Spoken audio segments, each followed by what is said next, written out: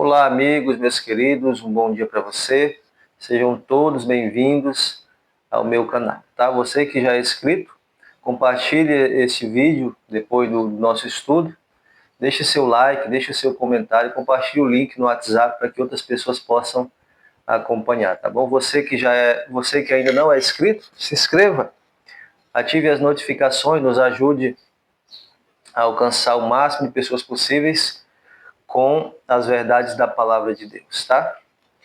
Hoje é terça-feira, 27 de janeiro, nós iremos juntos aqui fazer um estudo sobre o estudo da lição da Escola Sabatina da parte de hoje, que traz o tema Sacrifício Vivo. Vamos dar uma olhadinha nos nossos versos para memorizar,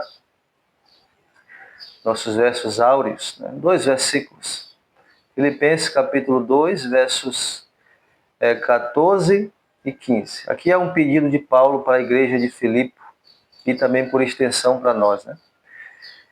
Fazei tudo sem murmurações nem contendas, para que vos torneis irrepreensíveis e sinceros, filhos de Deus, inculpáveis, no meio de uma geração pervertida e corrupta, na qual resplandeceis como luzeiros no mundo. Esta é a vontade de Paulo, foi a vontade de Paulo para a igreja de Filipe, para a igreja de Colossos e também, por extensão, para todo cristão que vive hoje, nos últimos momentos antes da volta de Jesus.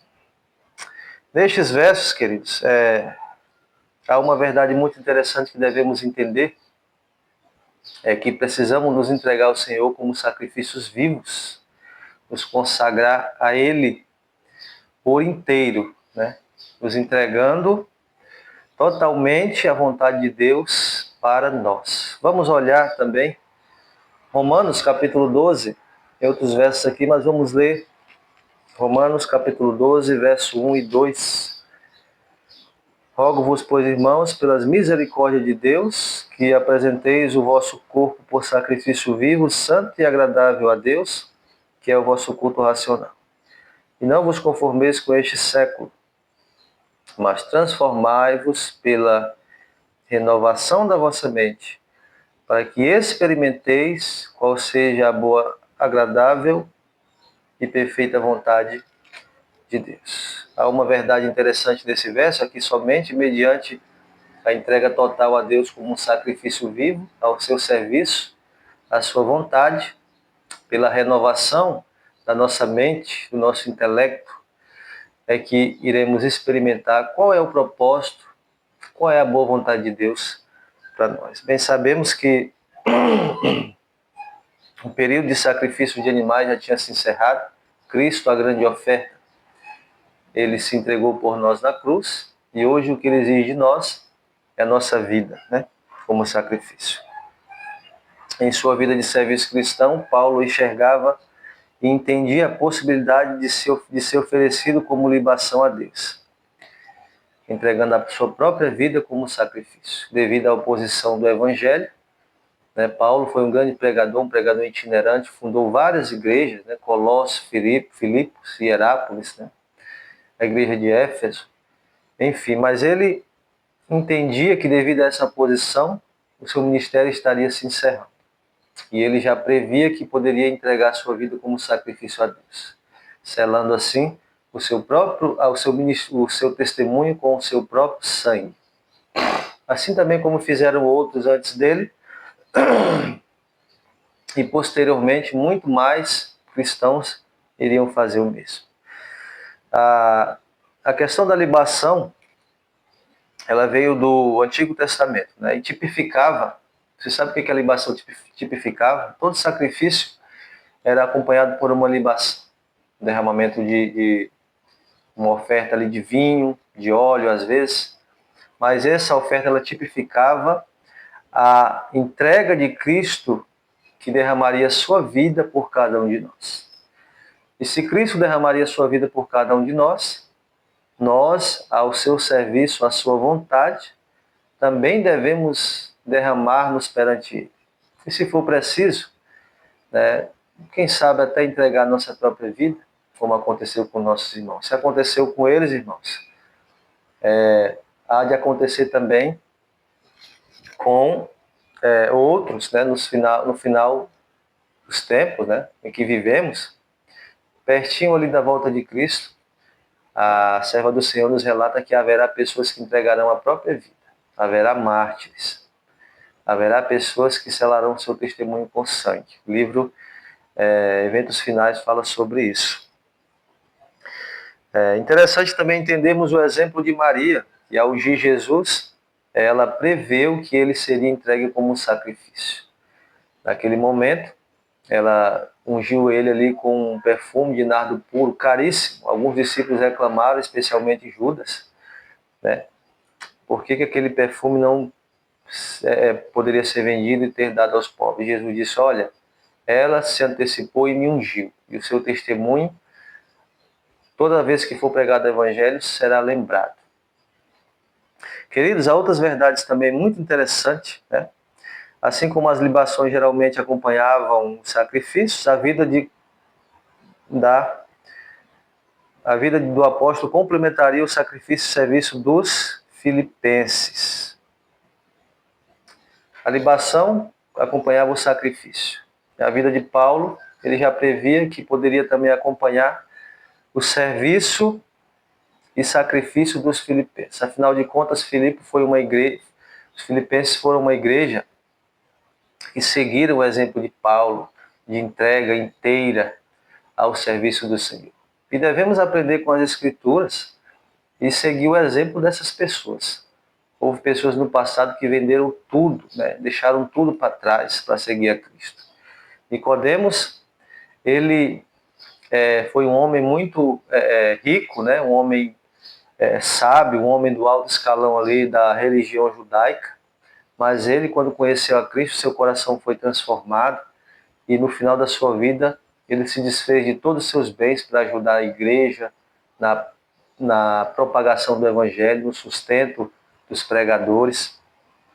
Morreu pobre, mas morreu com a maior riqueza que existe, que foi o amor de Cristo Jesus em seu coração. Há outras verdades interessantes na lição que precisamos entender, que os primeiros cristãos, incluindo os de Filipos, eram ativos em compartilhar sua fé, espalhavam o evangelho, abriam seus lares para o estudo das Escrituras, né? E sabiam defender a sua fé com base nas Escrituras. Devemos nos auto-perguntar, nós sabemos defender a nossa fé com base nas Escrituras? Será se temos dedicado tempo no estudo das Escrituras para respondermos a cada um conforme o que está nas Escrituras, da razão da nossa fé, a quem perguntar? Quando chegar o momento de prova, você está preparado para dar razão da sua fé a quem te perguntar? Há muitos que dedicam seu tempo assistindo coisas, né, nas redes sociais, nas mídias, né, na televisão, que não tem nada a ver com a palavra. Nós devemos buscar outros conteúdos que são de interesse, né, para a nossa aprendizagem ou em várias áreas da vida, só que há muitos se preocupando com fábulas, ficções, romances, né, séries que não tem nada a ver com a vontade do Senhor, ao invés de estarem ali dedicando o seu tempo no estudo das Escrituras, para quando alguém se perguntar sobre o que tu crê, alguém pedir para você mostrar na Bíblia sobre o que você crê, né, como essas pessoas vão fazer? Como pessoas que agem de tal forma poderão dar razão da nossa fé? Como poderemos dar razão da nossa fé se nós não conhecemos aquilo que cremos de maneira detalhada? Os cristãos filipenses foram um grande exemplo disso. E também os pioneiros, né, adventistas. Eles se preocupavam em estudar a Bíblia e partilhar a mensagem com outras pessoas. Não esperavam só que o pastor fizesse isso. Eles se moviam como luzeiros no mundo, como defensores da verdade, como portadores das Escrituras, do conhecimento das Escrituras.